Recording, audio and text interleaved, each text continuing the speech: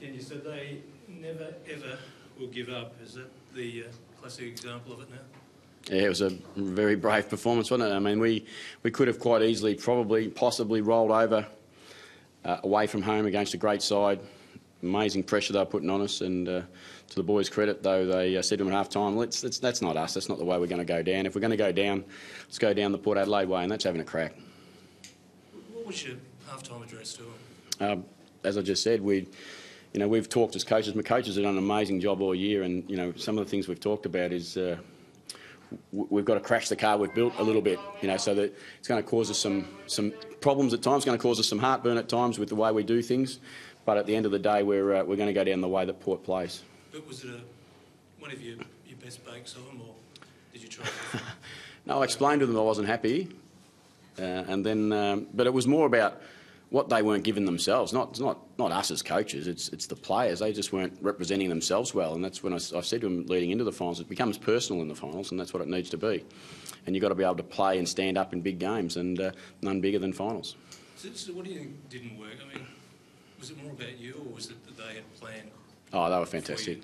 They were fantastic. They were hurting us in a couple of key plays, and their pressure was Freo at its best. They weren't messing around with the ball. They had big entries in the first half, and that's what was frustrating us a little bit as much as anything. I think they might have had 28 or 29 entries in the first half, and we end up keeping them to 49. So our defence holds us up, and that's what it has to do, and it has to make sure that everyone wants to talk about our outside speed, but they need to talk about our willingness to compete inside, and then our willingness to defend really hard. The other stuff comes off that. How do you reckon you turned it around so they didn't have that advantage with that spare man in defence? Oh, we made a conscious decision that we needed to get it into a contest, even though from the outside sometimes it looked like in a contest Freo were a bit stronger. We thought our best chance was to take it back to a contest and work really hard in tight. How would you describe the difference between Port Adelaide in the first half and the second? Hesitant first half Port Adelaide, brave Port Adelaide in the second half. Was it also the worst you've seen in that first half? Oh, no. I give enormous credit to Freo. They made us look bad. They made us look almost like we should have been out a couple of weeks ago. But, what I liked about our boys was a willingness to keep coming back at that and having another go. Was that a sign of maturity for the boys to be able to think their way back into the game?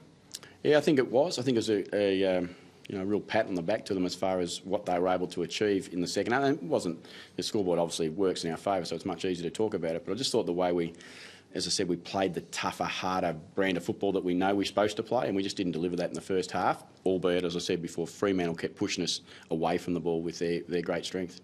Did you make a conscious effort to man up Mzungu at half-time? Was that one of the key tactical moves in the match? Yeah, we thought as I just said, we needed to get it back into a contest as much as we possibly could, and they were, they're incredibly well coached, and I know that Ross challenges us every minute of the box. When you're in the box, our coaches, they're working flat out trying to keep up with what they're doing, and that's one of the challenges they kept giving us.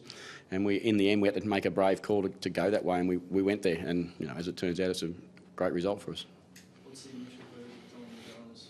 I know he's okay. He's got a really bad corky from the marking contest on the far side of the ground. I would imagine, without any doubt, Tommy Jones is a tough bugger. I would imagine he'll be there and playing pretty strong next week. We just didn't want to, at that stage of the game, we just thought if you can't run properly, playing defence, you're just not going to be able to defend well.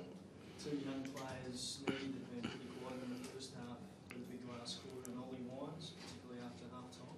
Yeah, it's the exciting part, isn't it, that some of our younger boys really stood up. And that's, again, they're making their names now in football, and that's the time to do it in the finals. And, Jakey had a really quiet half, and Freo, they went after him, or not after him, they made it tougher on him on his smaller body, but he's just a brave little bugger. He just keeps going, and Ollie's a reasonable player. What about Robbie Gray? Have you seen a better quarter than that in that third quarter?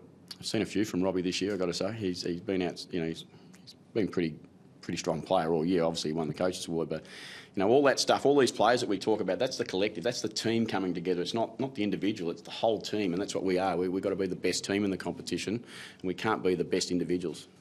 Did he deal with a fair bit of frustration in that first half to kick that into that third quarter?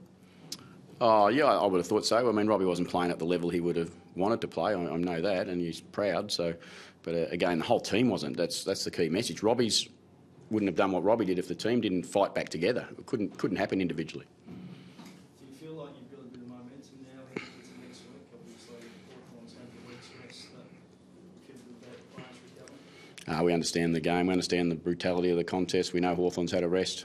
You know, we weren't supposed to get through tonight, but we're going to come back next week and we're going to have a real crack again and see what happens.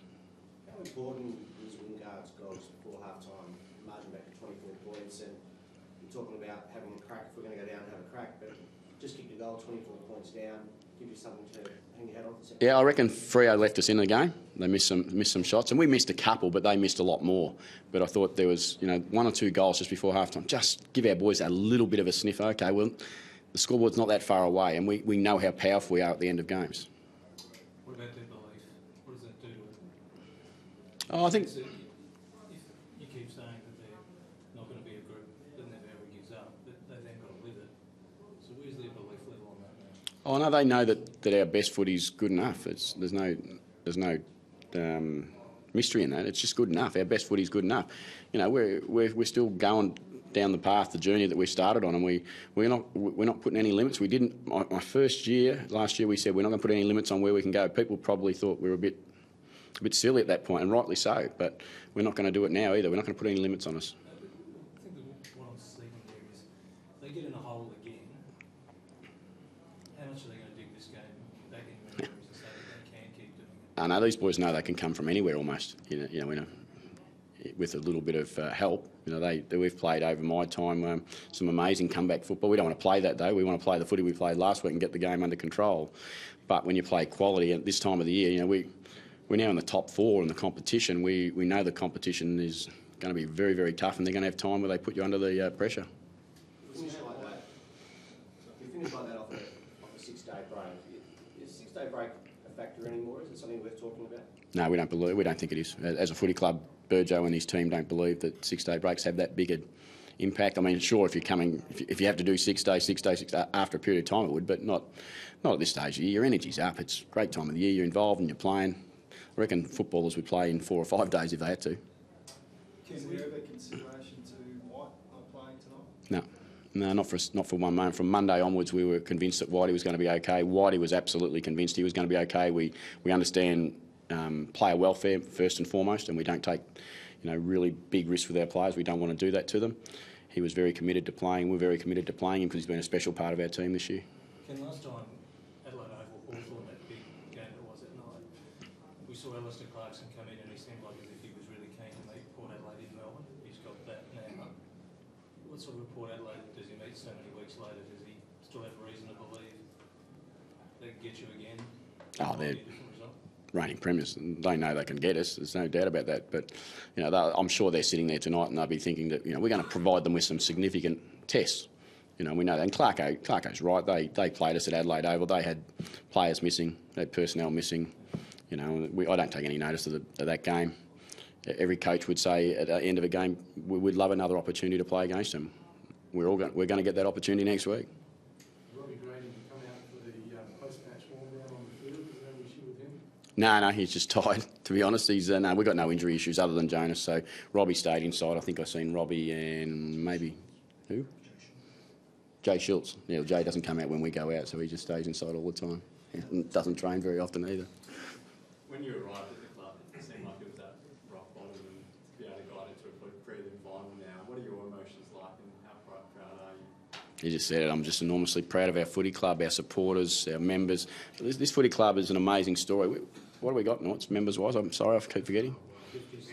56-ish, 56,000 members.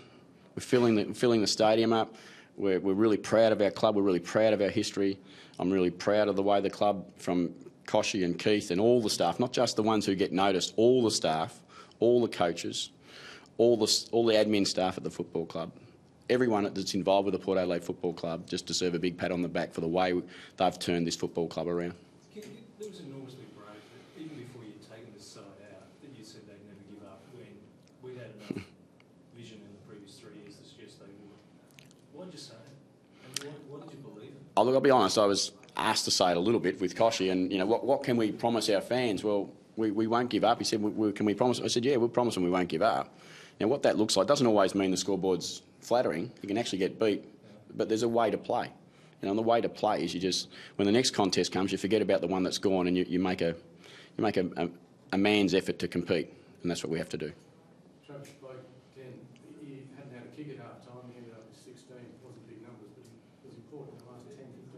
Yeah, look, he had a really good player on him, and Crowley's done a great job on him. But Trav's, just the way he stood up in the second half, he just, he knew that he had to do something for the football club. He's the captain of the club, as I've said last week. He's a great captain. He's an inspirational captain. He leads them really well, and he knows he will go home tonight knowing he can play better next week. I think there was some footage of you approaching him just after the siren had gone.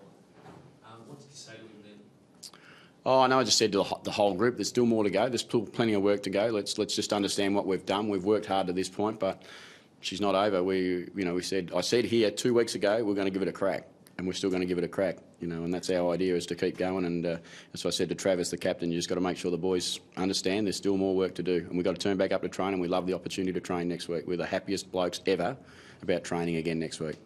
There's probably a fair few people thinking that it's a mighty brave effort to get where you have so far, but maybe this squad's still too young to go all the way, or maybe not enough experience yet. How do you I laugh. answer that? I don't laugh disrespectfully. At the start of the year, I said to the boys, 17 of 18 experts said we couldn't make the 8 this year. That's what they said. That's people who've got great knowledge in football, and rightly so. We had to earn that respect, still had to earn that respect after last year. I think we're just continually prepared to take that on. We want to be really humble, and we acknowledge that people have got an opinion, and we just want to show them that this is a really good footy club, and they're a good football club to support. Well, good, thanks. Thank you.